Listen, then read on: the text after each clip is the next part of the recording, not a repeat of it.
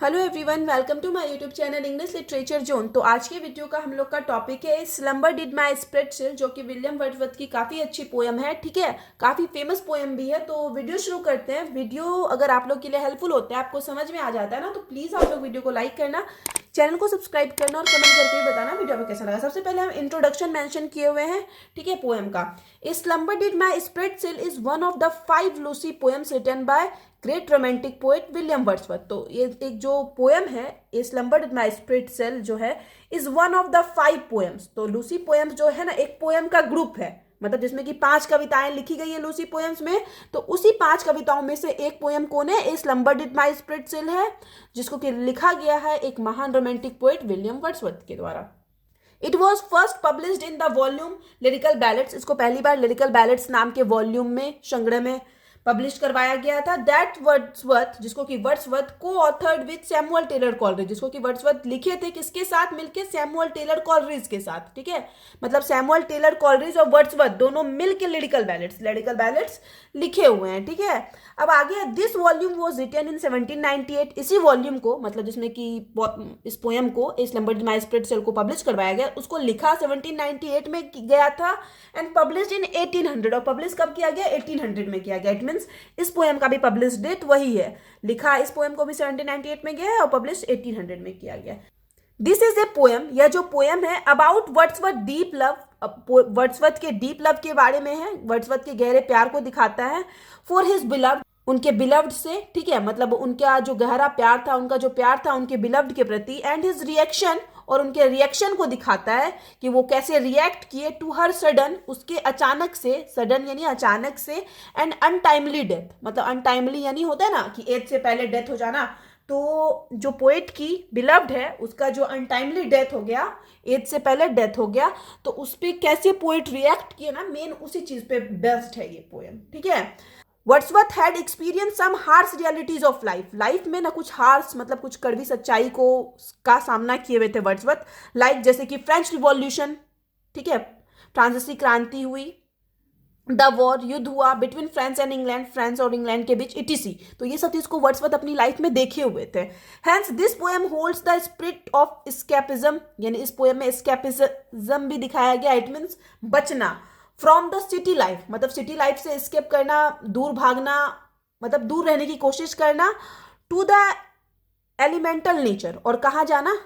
Nature के तत्व के पास, नेचर के पदार्थ के पास। Which for the poet is an ideal place, जो कि पोएट के लिए क्या है? For the poet is an ideal place, एक आदर्श जगह है। ठीक है, मतलब पोएट क्या चाहते हैं? शांति, मतलब शहर की लाइफ से एस्केप करना, भागना, दूर होना चाहते हैं, और नेचर के एलिमेंट के पास, नेचर के पदार्थ तत्व के पास जाना चाहते हैं, जो कि पोएट एक शांति के लिए, पीस के लिए एक, मतलब आइडियल जगह, एक आदर्श जगह मानते हैं।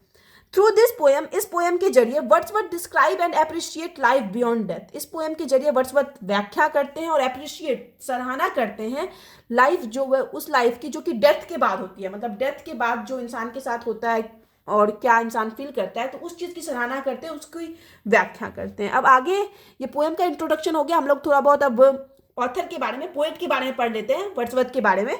अबाउट वर्ड्सवर्थ, विलियम वर्ड्सवर्थ जो है one of the founder of English romanticism. तो इंग्लिश का जो रोमांटिक पीरियड रहा इंग्लिश लिटरेचर का, तो उसके फाउंडर, संस्थापक के रूप में जाने जाते हैं।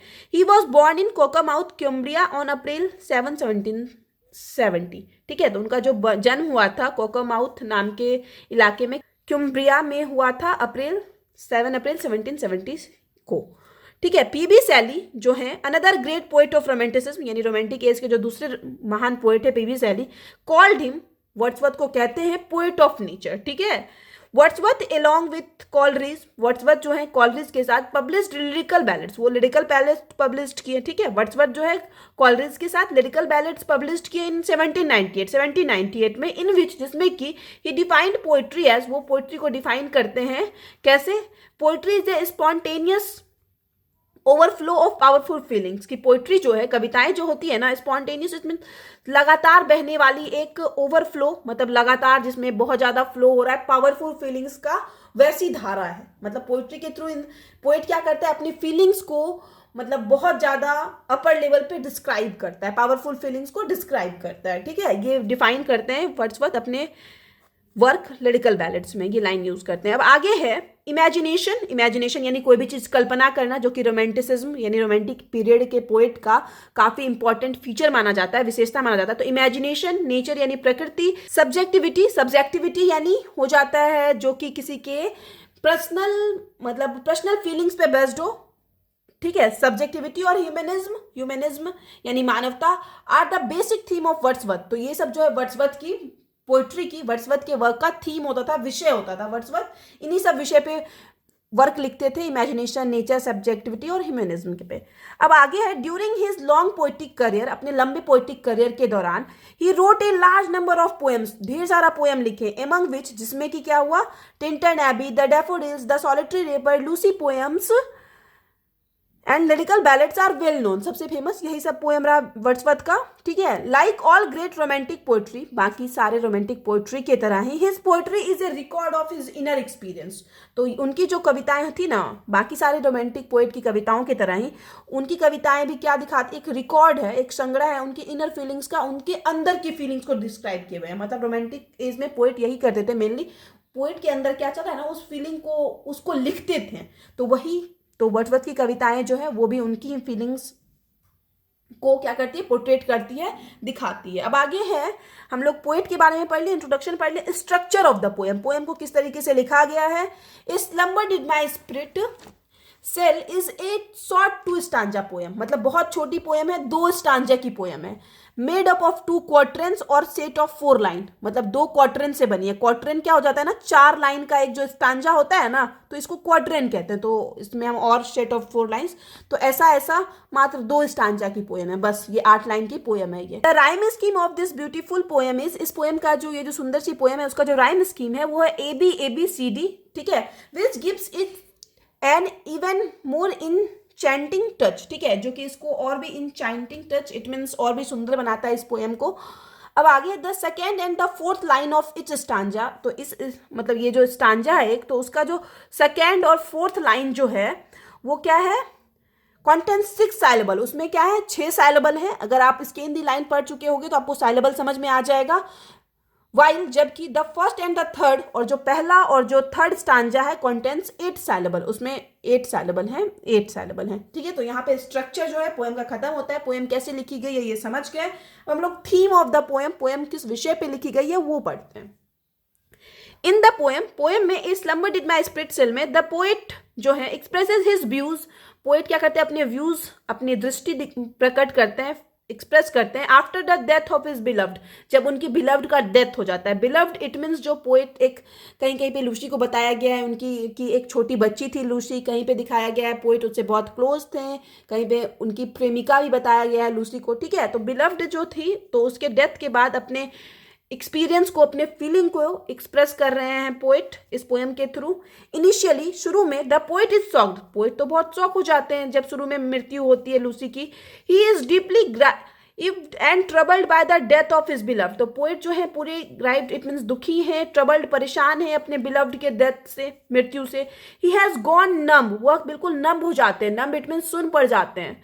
And but in his numbness, लेकिन अपने नमनेस में ही रियलाइजेज, उनको फील होता है, ऐसा अनुभव होता है that he needs to move on, कि उनको मूव ऑन करना चाहिए। इट मीन्स इस चीज से निकलना चाहिए, हमेशा ऐसे वो उदास नहीं रह सकते किसी के मर जाने से, किसी के चले जाने से।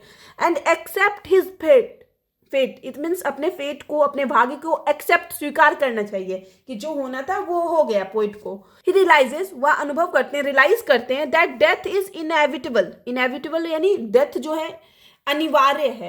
And he needs to accept the fact, और उनको क्या करना चाहिए, ये जरूरी है उनके लिए कि वो इस फैक्ट को, इस तथ्य को स्वीकार करे that his beloved is no more, कि उनकी जो बिलव्ड है, इट मीन्स जो लूसी है, वो अब नहीं रही। वो चीज पोएट मतलब खुद को अब बता रहे हैं कि उनको ये चीज, ये सच स्वीकार करना होगा। अब आगे है ही सोज द रीडर्स, वह रीडर्स इट मीन्स जो हम लोग पढ़ रहे हैं ना, तो उनको हम लोग को दिखाते हैं दैट की इवन आफ्टर डेथ, कि डेथ के बाद भी हिज बिलव्ड, जो उनकी बिलव्ड है, इट मीन्स जो लूसी है, और ऑल आवर बिलव्ड, और हमारे जितने भी बिलव्ड होते हैं, it means beloved it means हम लोग बोल सकते हैं जिनके भी हम लोग क्लोज हैं, तो जो भी हैं उनका जब डेथ हो जाता है हमारे किसी क्लोज का, डेड पीपुल आर अलाइव, वो लोग क्या होते हैं, मरे हुए लोग भी जीवित होते हैं as a part of nature, एक नेचर के, प्रकृति के पार्ट के रूप में, ठीक है। मतलब हम लोग के जो भी बिलव्ड है, जो भी क्लोज है, उनका अगर डेथ हो जाता है तो वो एक पार्ट ऑफ नेचर, यानी नेचर के पार्ट के रूप में हम लोग के साथ होते हैं, जीवित होते हैं। They are free from worldly affairs, बस वो वर्ल्डली अफेयर्स, ये इट मीन्स जो वर्ल्ड में जो चल रहा है काम लेन देन ये वो वर्ल्ड के इस दुनिया की चीजों से फ्री हो जाते हैं। एंड आर इमॉर्टल, और क्या हो जाते हैं, इमॉर्टल हो जाते हैं, इट मीन्स अमर हो जाते हैं डेथ के बाद, पोएट ऐसा कहते हैं। ठीक है, अब थीम हम लोग देख लिया, पोएम का एक्सप्लेनेशन देख लेते हैं। मतलब 8 लाइन की पोएम है तो ज्यादा बड़ा एक्सप्लेनेशन नहीं होगा। क्रिटिकल एप्रिसिएशन आता है तो आराम से आप इस तरीके से लिखते हो, बेस्ट तरीका यही होता है लिखने का, क्रिटिकल एप्रिसिएशन पोएम का। अब पोएम एक्सप्लेनेशन हम लोग देख लेते हैं। इन द फर्स्ट स्टांजा, पहले स्टांजा में द पोएट सेज, पोएट कहते हैं that he has put to rest his conscience, poet क्या किया, अपने कंसाइंट इट मीन्स जो होता है अपने विवेक को शांत कर दिए, रेस्ट कर दिए हैं, मतलब अपने विवेक को शांत कर चुके हैं पोएट। एंड दस हैज नो ह्यूमन फियर्स, इसलिए उनके जीवन में अब कोई डर नहीं है, मानवीय डर नहीं है। इंसान को जो डर होता है ना, तो पोएट अपने विवेक को शांत कर चुके हैं, इस वजह से पोएट के अंदर वैसा कोई डर नहीं है। Human fear means, human fear का अर्थ है the fear of losing property, कि हम लोग को डर होता है प्रॉपर्टी यानी हमारी संपत्ति खोने का जो डर होता है, बिलोंगिंग्स यानी संपत्ति ही होता है, एंड लाइफ या लाइफ खोने का डर होता है कि हमारी मृत्यु हो जाएगी। तो पोएट क्या किया, खुद के विवेक को शांत करके इन सब चीज से फ्री कर लिए हैं। Now having given up all such things, तो इन सब चीजों पे वो क्या कर चुके हैं, गिवन अप इट मीन्स छोड़ चुके हैं इन सब चीजों को। That give birth to human fear, जो कि जन्म देता है ह्यूमन फियर को, इंसान के अंदर डर तो मेनली यही चीज जगाता है ना, प्रॉपर्टी, संपत्ति, लाइफ, कि हमको जीना है। तो ये सब चीज पोएट इन सब चीज से पीछा छुड़वा चुके हैं। He has now attained peace in nature, अब पोएट को नेचर में क्या प्राप्त होती है, पीस, शांति प्राप्त होती है। The poet talks about, poet बात करते हैं लूसी के बारे में, who is according to the poet beyond the prison of life, कि जो कि पोएट के अकॉर्डिंग क्या है, इस लाइफ के प्रिजन, इस लाइफ के कैद से, जिंदगी के कैद से फ्री है। एंड हैज अटेंड डेथ, और वो अब डेथ को प्राप्त कर चुकी है। Lucy does not feel the earthly time, Lucy को जिसकी की मृत्यु हो गई, उसको अब अर्थ का टाइम भी फील नहीं होगा। एंड अर्थली ईयर्स, और अर्थ पे जो सालों का साल बीतता जा रहा है वो भी अब लूसी फील नहीं कर सकती। Have become timeless for her, ये सब चीज उसके लिए क्या बन गया है, टाइमलेस, उसको टाइम का कोई अनुभव ही नहीं होगा, टाइमलेस बन चुकी है लूसी डेथ के बाद। 10 इस प्रकार, इसलिए सी इज इमॉर्टल, क्योंकि वह क्या हो चुकी है, अब इमॉर्टल हो चुकी है, मतलब अमर हो चुकी है now. And it is Lucy, और यह लूसी है बिकॉज ऑफ हुम, कि जिसके कारण the poet has attained fearlessness from the earthly fears, कि लूसी के कारण ही जो पोएट भी हैं खुद को फ्री कर पाए हैं इस अर्थली फियर्स, यानी अर्थ पे जो डर का कारण है, प्रॉपर्टी, लाइफ या बिलोंगिंग्स, तो उन चीज से फ्री कर पाए हैं पोएट, किसके वजह से, खुद को, लूसी के वजह से ही। अब आगे है in the second stanza Wordsworth से, यहाँ पे आप अच्छे से लिख लेना, यहाँ पे हम लिखना भूल गए थे तो बाद में मेंशन किए हुए। तो सेकेंड स्टांजा में वर्ड्सवर्थ कहते हैं बीइंग इमॉर्टल, कि अमर होने के नाते, she has no movement, it means जो लूसी है उसमें कोई मूवमेंट नहीं है, कोई गति नहीं है।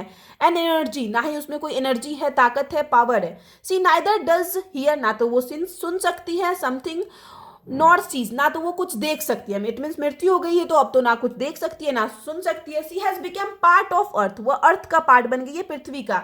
And is rolling with it as it turns from day to night, और इसी के साथ घूमते रहती है, जैसे पृथ्वी दिन रात घूमते रहती है, तो लूसी भी इस अर्थ के साथ ही दिन रात घूमती रहती है। एंड वाइस वर्सा, और इसके विपरीत भी। ठीक है, अब आ गया Lucy is in her grave, Lucy कहाँ है, अपने ग्रेव, इट मीन्स कब्र में है, कवर्ड विथ स्वेल, मिट्टी से ढकी हुई है। And is under the shade of trees, और ट्री के शेड के अंदर, ट्री के छाया के अंदर है लूसी का जो कब्र है वो है। Thus the poet considered her to be the lap of nature, तो पोएट यहाँ पे ये मानते हैं कि लूसी जो है नेचर के लैप, इट मीन्स नेचर के गोद में है, which is an ideal place, जो कि एक बहुत अच्छा जगह है शांति के लिए, आइडियल प्लेस है। By narrating the story of immortal Lucy, तो इस तरह से जो हम लोग को इमॉर्टल इट मीन्स अमर लूसी की जो कहानी बता रहे हैं पोएट, ही अप्रिसिएट, वो सराहना करते हैं द फियरलेसनेस, मतलब एक जो भय रहित, फ्रॉम डेथ, मतलब डेथ से ना डरना, उस चीज की सराहना करते हैं कि अब डर, मतलब मौत के बाद इंसान को किसी भी तरह का डर नहीं लगता है। Which is the root cause of human sorrow and worries, और जो इंसान के क्या होता है, वरीज यानी सौरों का, दुख का और चिंताओं का मेन कारण होता है। तो मतलब पोएट इस कहानी को सुना के, इस पोएम को सुना के, इमॉर्टल लूसी के बारे में बता के हम लोग को फियरलेसनेस दिखाते हैं डेथ से, मतलब डेथ से अब पोएट को कोई डर नहीं रहा है, जो कि इंसान अगर धरती पे रहता है तो उसका मेन जो सारी चिंताओं का, प्रॉब्लम का, दुख का कारण क्या होता है, डेथ ही होता है। अब ये पोएम का एक्सप्लेनेशन यहाँ पे खत्म हो गया। हम लोग अब कंक्लूजन देख लेते हैं, निष्कर्ष। दस इस प्रकार through the poem a slumber did my spirit seal, poem जो है slumber did my spirit seal के जरिए वर्ड्सवर्थ डिजायर, वर्ड्सवर्थ की इच्छा है, वर्ड्सवर्थ चाहते हैं that he should attain the same place as attained by Lucy, की वो भी वही प्लेस चाहते हैं जो लूसी प्राप्त कर लिया। इट मीन्स वो भी डेथ चाहते हैं, नेचर के क्लोज होना चाहते हैं। After becoming part of nature, मतलब लूसी जो नेचर का पार्ट बनने के बाद जो जगह प्राप्त की है वही जगह पोएट भी प्राप्त करना चाहते हैं। Wordsworth desire to become a part of nature, और वर्ड्सवर्थ का जो डिजायर है कि वो नेचर का पार्ट बने, for becoming so death is must, तो ये चीज बनने के लिए, नेचर का पार्ट बनने के लिए डेथ क्या है, बहुत जरूरी है, तभी वो नेचर का पार्ट बन पाएंगे। सो इसलिए Wordsworth convey the message, Wordsworth जो है ना हम लोग को एक मैसेज देते हैं, मैसेज बता रहे हैं that death is inevitable, it means death जो है, मृत्यु जो है वो अनिवार्य है। Nobody is beyond the rich of death, और कोई इंसान जो है ना इस डेथ से बच नहीं पाया है और इस डेथ के परे नहीं है, मृत्यु के परे नहीं है। इट मीन्स हर इंसान का एक ना एक दिन डेथ होना है, ठीक है। तो यहाँ पे जो है ये पोएम खत्म होती है। वीडियो अगर आपको अच्छा लगा, आपके लिए हेल्पफुल है, तो प्लीज आप लोग वीडियो को लाइक करना, चैनल को सब्सक्राइब करना और कमेंट करके बताना वीडियो आपको कैसा लगा। मिलते हैं नेक्स्ट वीडियो में नेक्स्ट टॉपिक के साथ।